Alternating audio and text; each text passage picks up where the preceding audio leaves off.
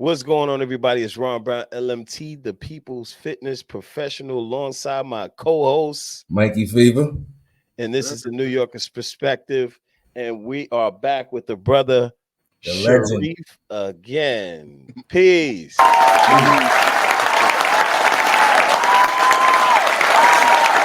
man, the Moorish scholar, the legends in the building. The legends in the Moorish Quran. I'm just your Moorish brother. He always does that. the humble brother, man. Yeah, man. So he's the walking Quran, Circle 7. Yeah, yo, that's true though. In the flesh, man. Trying, man. Committed that to memory, huh? Yes. I'm trying to get there. It's you got to think about our brothers in the East who practice Islam, right? How, some of them can recite the whole entire Quran of Mecca by heart. Ours is only 64 pages, man. I should be able to do it. I'm not there, but think about it, yeah. So now today we're talking about white people, whiteness, white folk. All right. God. Now, so when we talk about white folk, according to Moorish science, the way I learned it is that we don't call Europeans white. Correct. We call them Europeans. Europeans. Now, why is that? Well, for starters, for the same reason why we don't call ourselves black. And to put it very, very simply, in the science of sociology, which is the science of how people come together in groups and societies, and that humanity is a society, right? Colors are inappropriate ways to identify people. There's a meme going around now that's really, really powerful, and it shows Tay Diggs, who's very dark, olive complected, and then it shows a brother from India who's super dark, and it says, which one of these is black? Wow, right? We would see the Indian brother and we wouldn't call him black. We'd say he's Indian. But we see Tay Diggs and call him black. You see the illogic there? It's straight illogic. So for the same reason we don't call ourselves black, because it's inappropriate to identify people by a color, same reason we don't call Europeans white. But even further, as we've talked about before, the color code system of race classification is a caste system. And in a caste system, you have the permanent upper and the permanent lower. Right? And the permanent upper in this is what? White. And the permanent lower is black. A number of years ago, 2016 in Harlem, when I did the debate, I mentioned that. I said, if you subscribe knowingly or unknowingly, this is what it is.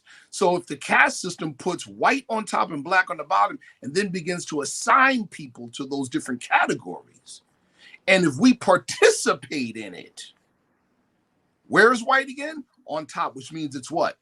Supreme. So that means if you, and I'm not, this is not a call on people's character. It isn't. It's not a morality call.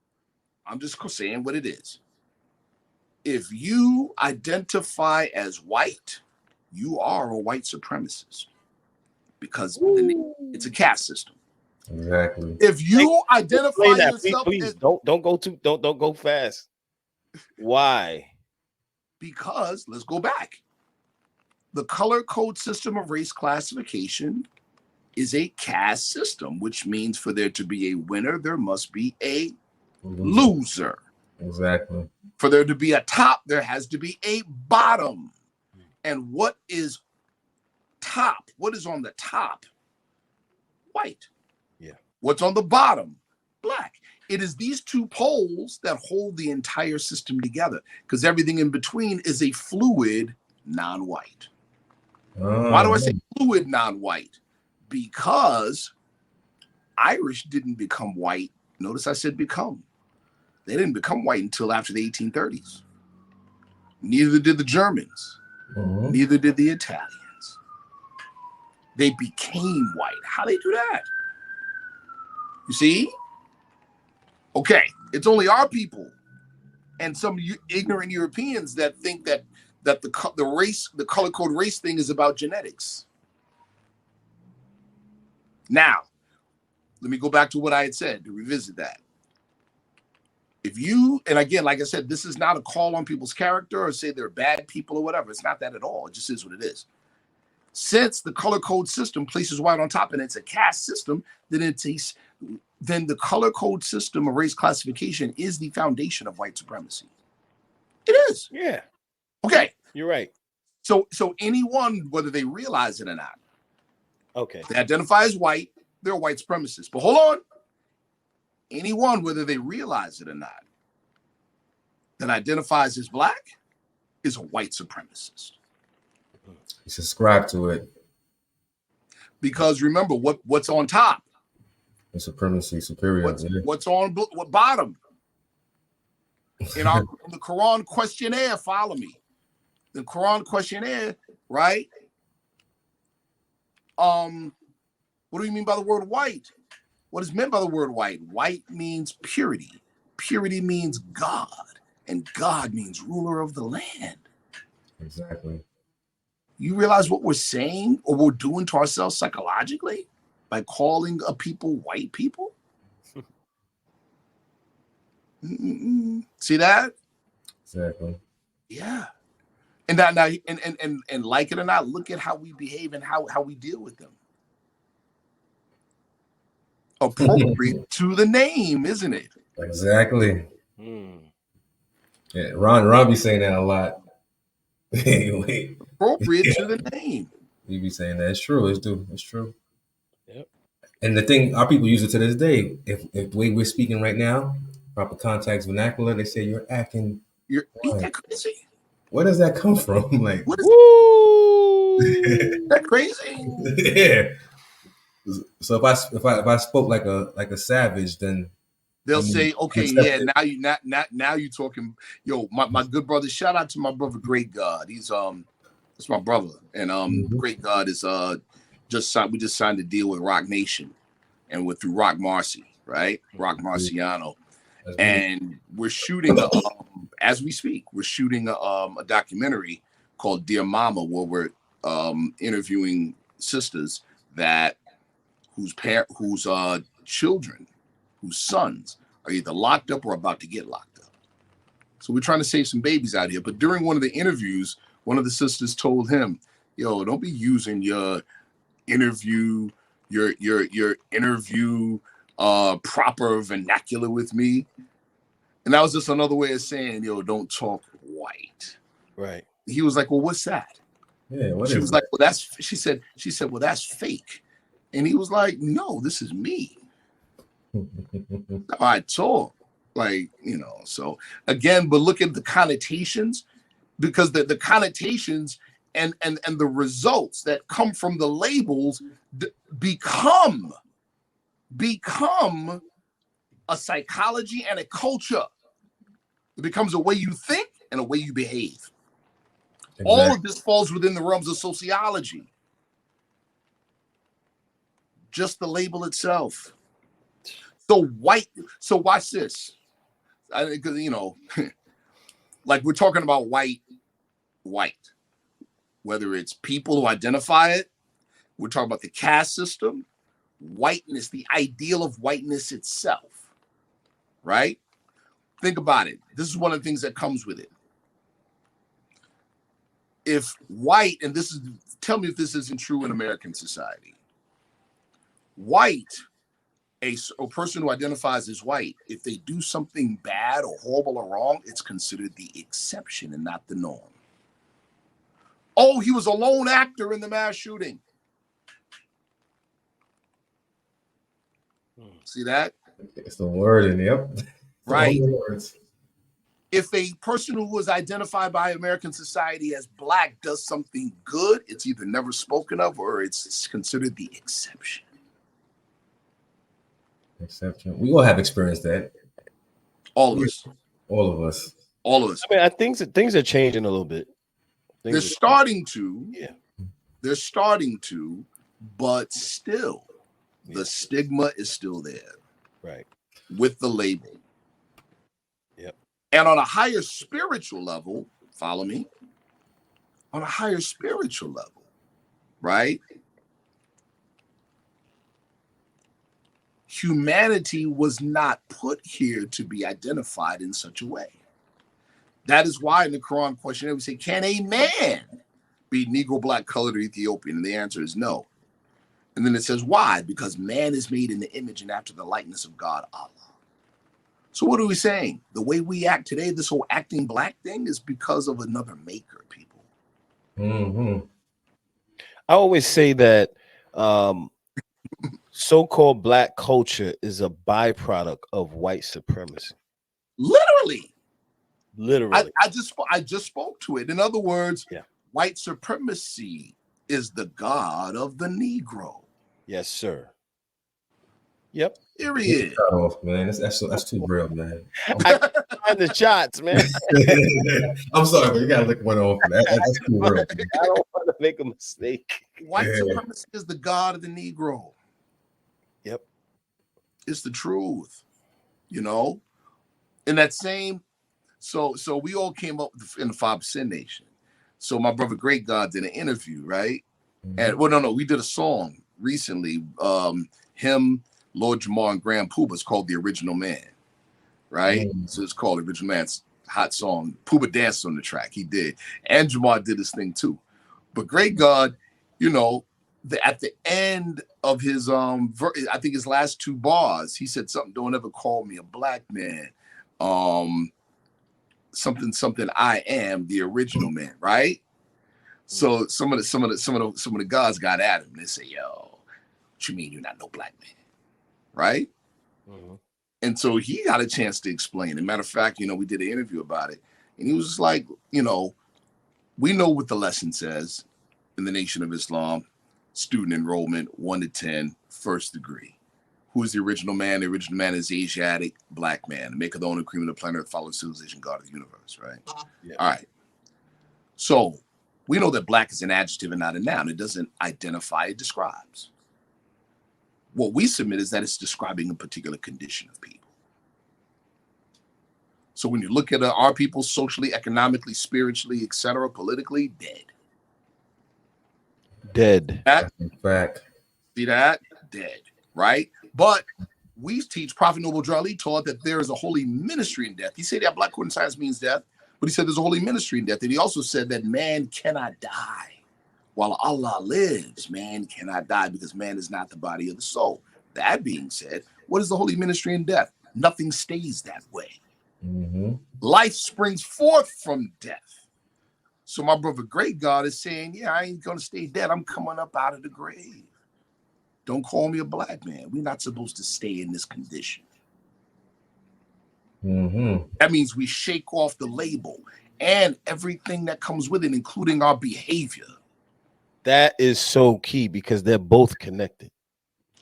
Inextricably connected. Yeah, right. I used a big word. You have to. No, it's a fact. But yeah, inextricably connected. You know, now what we have nowadays, and I'm just going to call it, we have people that shake off the name, but not the principles.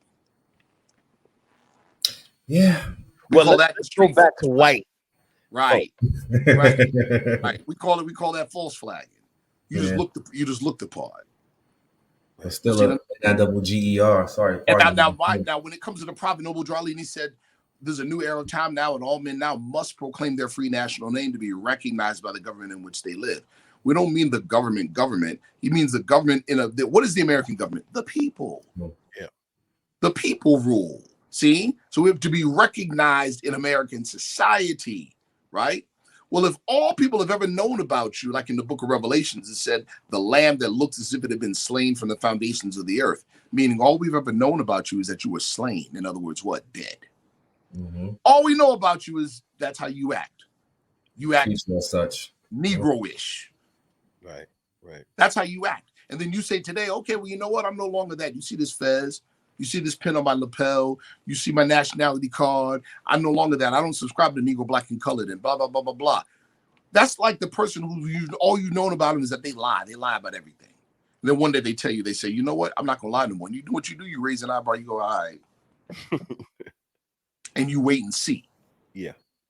3 days go by. They ain't lied. 6 months go by. A year goes by. Maybe they were serious. It's the same with us. We say, I got a fez on, I got a turban, I'm not Negro, Black, and Colored, blah, blah, blah, blah, blah. The European goes, all right. And when they sees the foolery on social media and other places, he's like, this dude. He's play acting. He's masquerading. Because they still see the Negro principles. Yeah. See? Right. They still see, and guess what he's saying? The European. He still sees me as God. I still have some more time. I can still cut up. I can still use it. That's what he's saying. Because that's the privilege of whiteness. You see? That's the privilege. It's a privilege. It's a privilege we grant. How about that? It's a privilege that we grant, or we have a hand in granting. Why? Because we participate in the system. I encourage everybody to look up the actual on the books legal standard in America, in the American government, in the federal government for race classification. Look it up and look at the definitions, and you will be like, wait a minute. That's called the Office of Management and Budget for the federal government, OMB, Federal Directive 15. Look it up. I'm going to give you the definitions. Black, any member of the, hold on. I want to quote it right. There we go. A member of the Black racial groups of Africa. Didn't you learn in grade school that you cannot use the word you're defining in your definition? That's the definition. Mm-hmm. A member of one of the Black racial groups of Africa. What's that even mean? Now let's look at the definition of white. A member of one of the original inhabitants of Europe, North Africa, and the Middle East. That's the definition. That's scary. It means that if somebody who's from Sudan, darker than Brother Mikey, comes here, he goes through INS, he's classified as white. Yeah. If you're from Egypt, you're classified as white. You look like me, you're classified as white. That's true. The truth. And this is why a lot of West Africans, when they come in, they don't say that. They just say, I'm from Africa. They always refer to that. I'm from Africa. I'm from Sudan. Come on, their country, right? Ghana. But if you're from North Africa, yeah, or Northeast Africa, you're classified as white. And that's all based on false, phony, Euro-colonialist sociology. Another name we've talked about him before. Look up the name Charles Seligman. Charles Seligman, who came up with the Hamitic hypothesis, right? And that was a way to try to explain away the great civilizations in Africa, especially north of the Sahara, because they would at the same time still try to maintain that our people were incapable of civilization, much less high civilization. So they said that anything north of the Sahara aren't true Negroes. Now, I wanted to ask you this. So being that Black in the culture, right, the Negro culture, if you will, is inextricably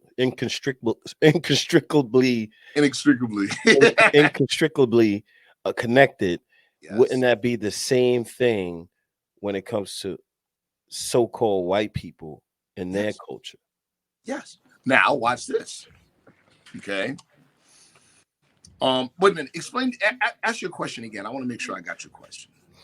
Being that so-called Black people and their culture and their there's a culture that comes with it that right out of it. Right. Yes. And it's the same thing with Europeans Absolutely. with the label white. Absolutely. How many times have you met? And again, like I said, it's not a judgment call on character, because many of, just like us, many of them are totally unaware. They're like, and how many well-meaning, very nice Europeans have you met that it just comes out of their mouth? They're like, oh, well, you're so smart. And you're like, Yeah, I have experienced that. I always wonder. what are they really saying? You Yeah. know, right? Or they'll say, well, you know what it is? You know, we just work hard. Mhm. Man, many, and I don't say all, many of our forefathers built this country for free. What you mean? What you mean? You see what I'm saying? Well, in my world, I don't really experience much of that. Yeah. You know, I experience more of you know, I think that they up here where I live, they just don't know a lot about like the culture. Well, there So- is but here's the thing. Let's go back to what you've been saying. The caste system consists of labels. There are stigmas and attributes already applied to the labels.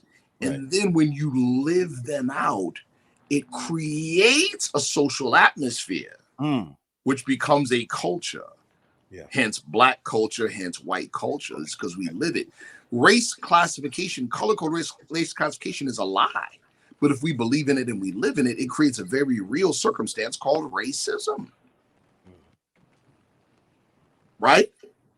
For instance, there's a person and then there's a person of color. Well, what does that even mean? Right?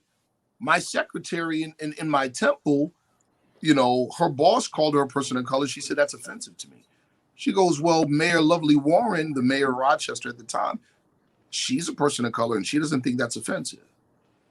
And my secretary said, yeah, well, general opinion is no proof of truth. For the generality, and men are ignorant. But she said, but anyway, let me ask you a question, boss. If I'm a person of color and you don't think that's offensive, she said, no. Okay, then what are you? She goes, well, I'm just a person. She said, oh, you're the default human, huh? And then the boss goes, oh my God, I see how offensive that is. In other words, here it is. White supremacy masquerades as the norm, which makes everything else other than normal. It centers itself. Get it? Yeah. That's the issue. That's huge. It masquerades by rendering itself invisible. Very true. So in the language, the word, as you mentioned, the stigmas too. That's how it protects itself as well. So, and guess what else? Don't forget what you're about to say, Ron, brother Ron. It constantly redefines itself like a bad lie. Mm-hmm. It has to constantly redefine itself. See, like our politically conservative brothers that are of Latino descent, they are becoming the new white people in America. I have noticed that. I wanted to add to that, as you were saying, like when it comes to like the whole color construct caste system, and they say what behaves as black, so-called white. You can also see it in certain communities, certain foods that communities allowed to eat, and then within their community, stores, local politicians, and everything else. As you look in the inner city, where most of our so-called black brothers dwell in, right?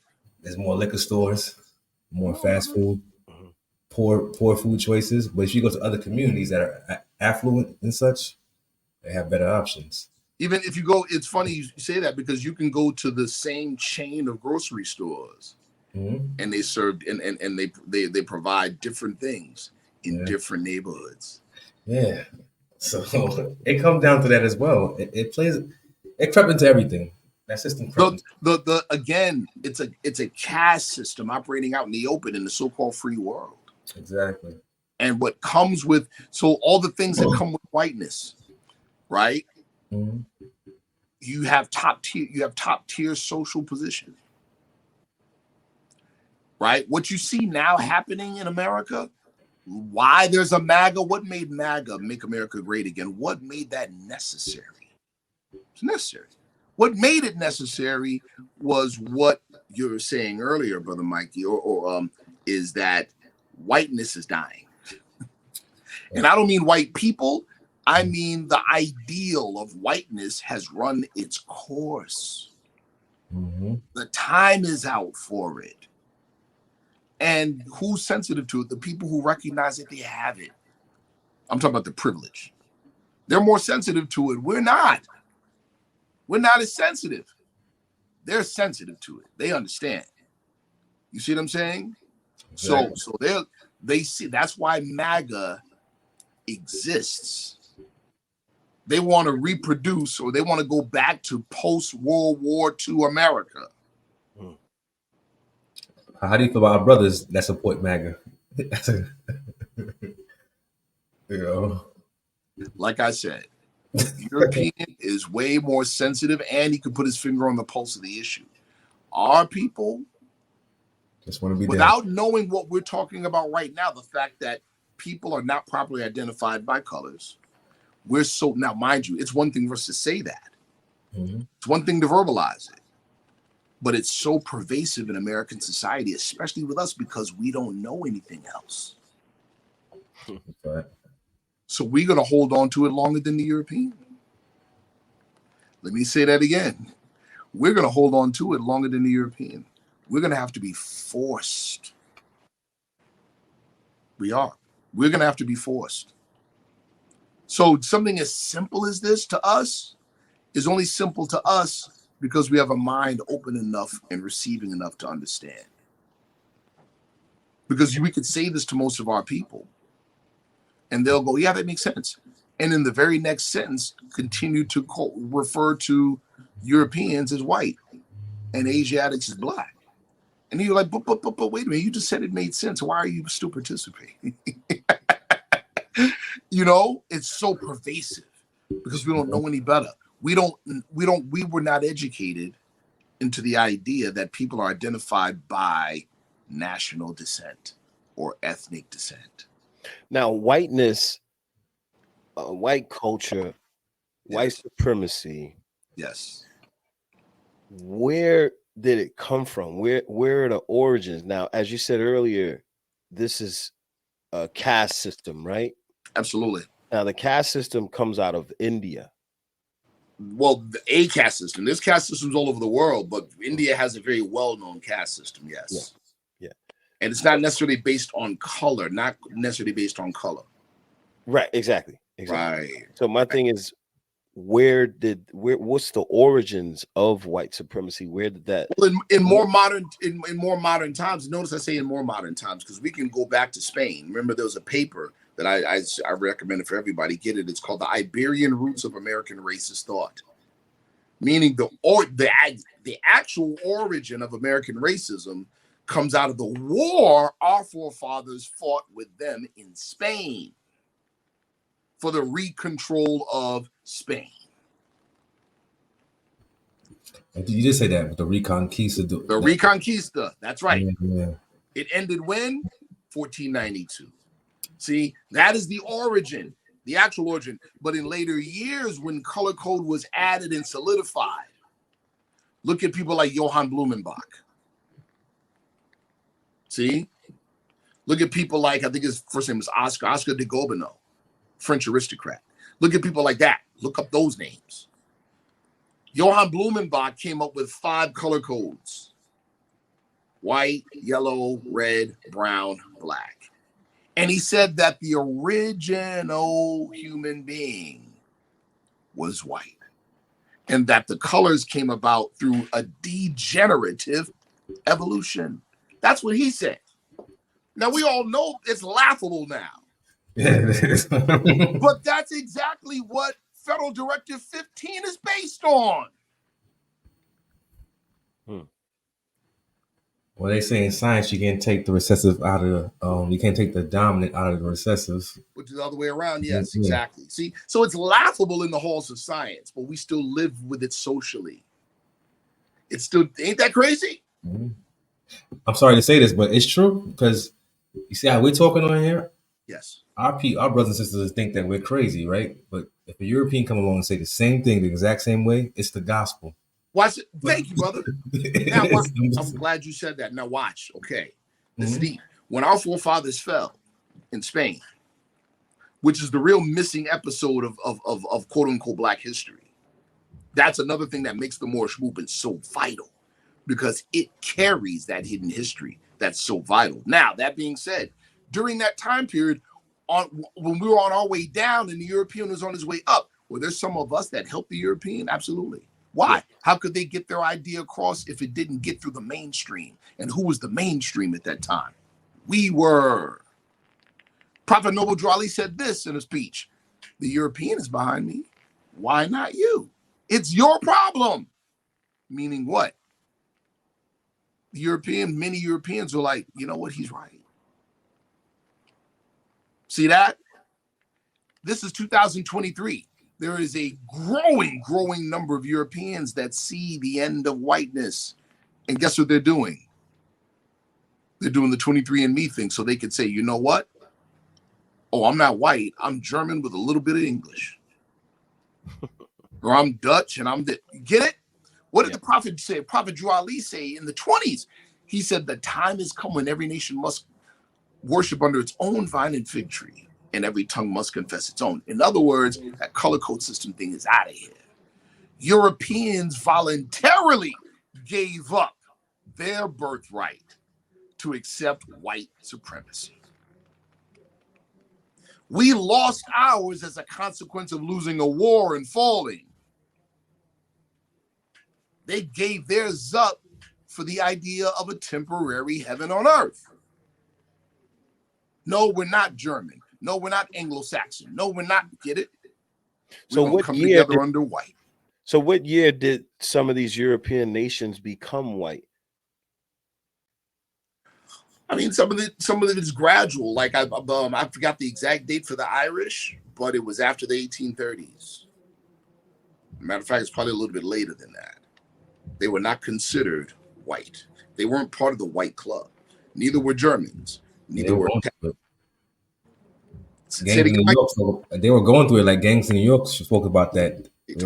That term, paddy wagon, and ways to pick them up and stuff like that. Because I read somewhere that I forgot what book it was, but they had life insurance on our ancestors during slavery, but not on the Irish. Yeah, something like that. So that came about later on. And I never heard that before.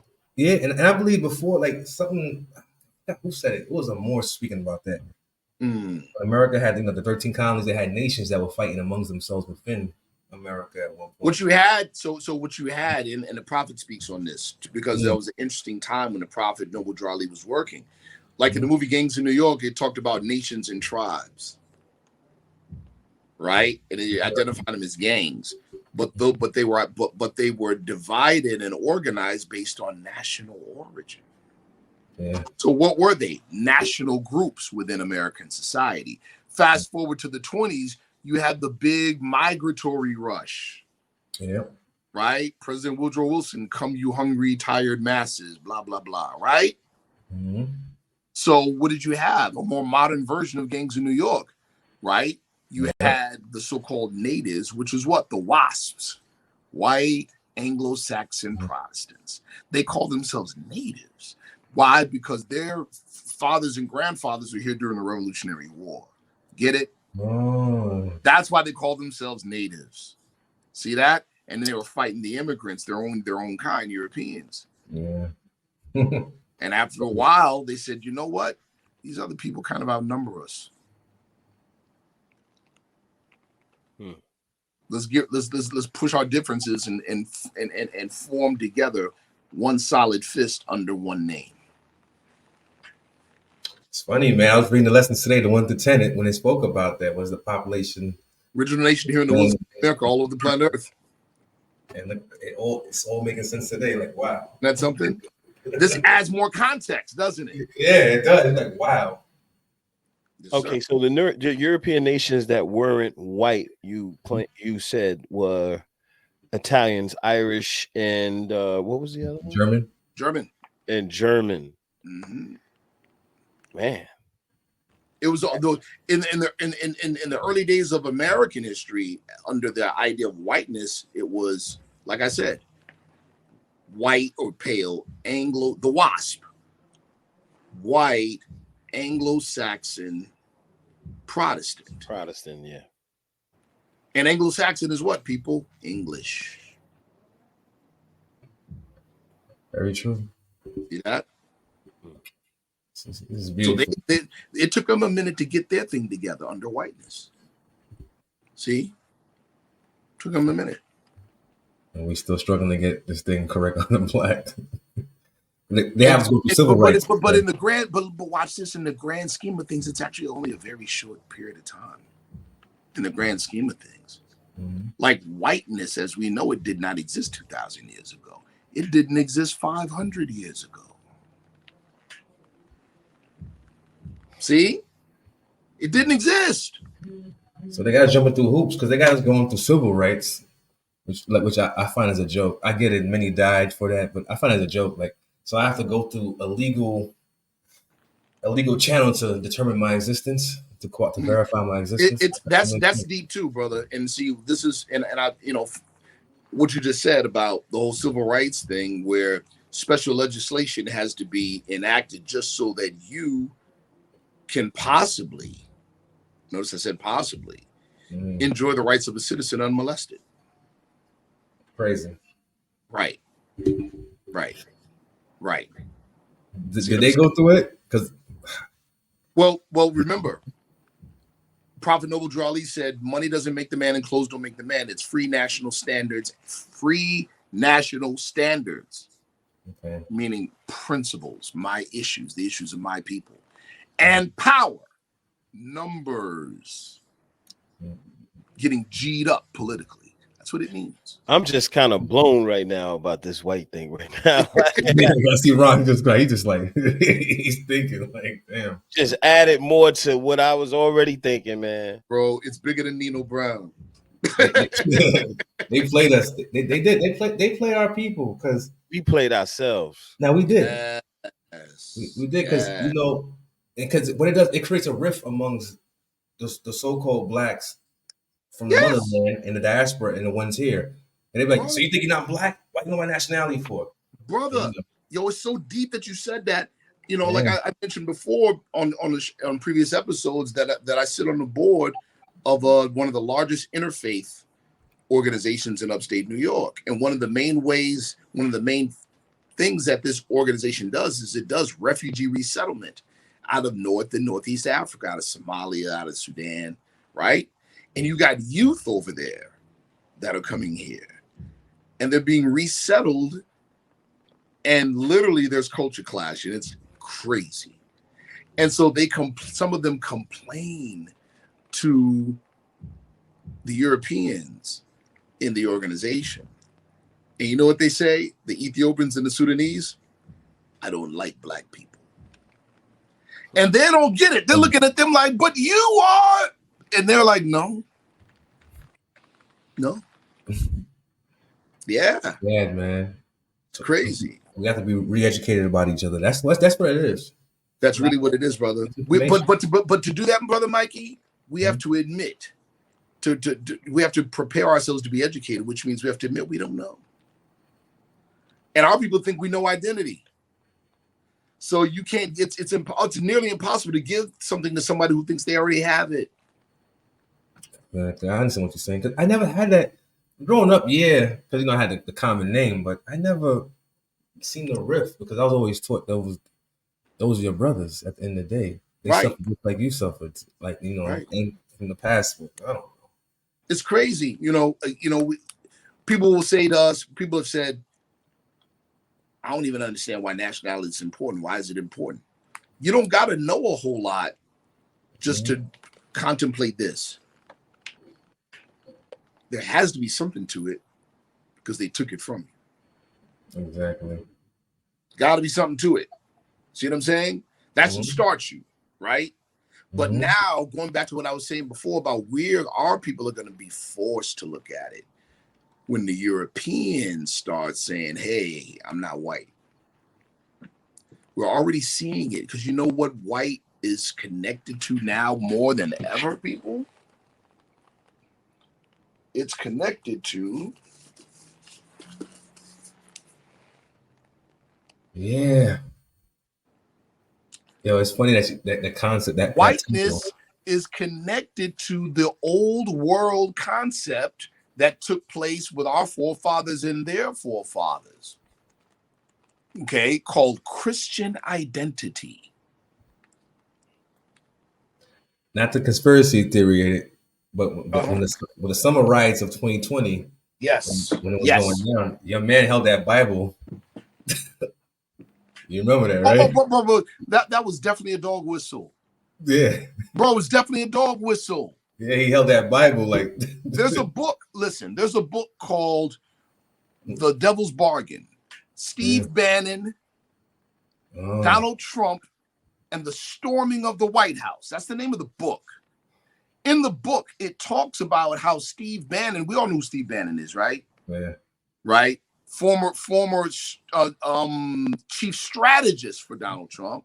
Yeah. And he runs Breitbart. Anyway, in the book, it talked about his education. Right? That his education was in Western civilization, from a Roman Catholic perspective. And one of his classmates said this: we were taught that Western civilization saved the world when we defeated the Moors. That's how they feel, though. In other words, what he's literally was saying, right? What he's literally saying is that education and that narrative, that hidden narrative hidden from us, is how they strategize to this day. Yeah. You understand? So, again, whiteness as relates to America. Is America a Christian nation? If you ask them, they say yes.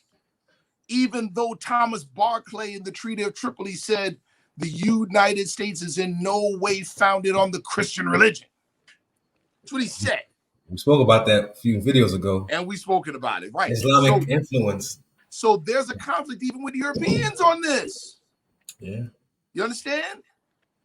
The ones that say it is a Christian nation, guess who they are? Those are the MAGA people. Guess who they are? Those are the Christian fundamentalists. Those are the evangelicals. See, in the old world during the war in Spain, you were mainly identified primarily by religious creed. So if you were a Muslim, it was presumed you were brown skinned, olive skin. If you're a Christian, it was presumed you were pale skinned. They play that game to this day. That's why Obama, when he was president, no matter how much pork he ate, no matter how much he supported homosexuality, no matter how many churches he belonged to, they still called him a Muslim. Come on. Yeah. Come on. He gave that speech with the American flag next to him. He said, I want to think. You know what I'm saying? They still called him a Muslim. He's a Muslim. Look at his name. Did you get it? Yeah. No matter how many Christian codes of morality Trump breaks, they call him a good Christian. Yeah. Yeah. Understand? This is deep, people. They're still following the same rules today. They just gave it color codes. It's making so much sense now. Before we go, go, real quick. I don't mean to cut you off, brother. Go ahead. Hey, I'm gonna let you go. I'm gonna say it's funny that he said that, because every president has taken out some leader of some Islamic country. I'm just leaving that right there. You go. Oh, you gonna just throw it out there? No, I'm saying, but look at it, because they did it right. They got rid of Gaddafi, right? After Obama gave that speech about how Islam influenced America, but he didn't really pull the trigger on that. It was Hillary who did that. You know what I'm saying? She said, "I told them we came, we saw, we conquered." In the video, they caught us saying that. That's fact. So we're just leaving it like that, like.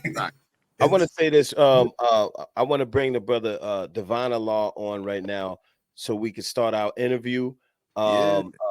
Brother Sharif, thank you for joining us this evening again. Brother. Another powerful podcast. A legend, man. As usual. Yes, sir. Thank you for coming on. Hopefully, we can have you on again next week or the week Anytime, brother. after, You already whenever know. you can do it. Absolutely. All right, Yes, brother. sir. We're gonna let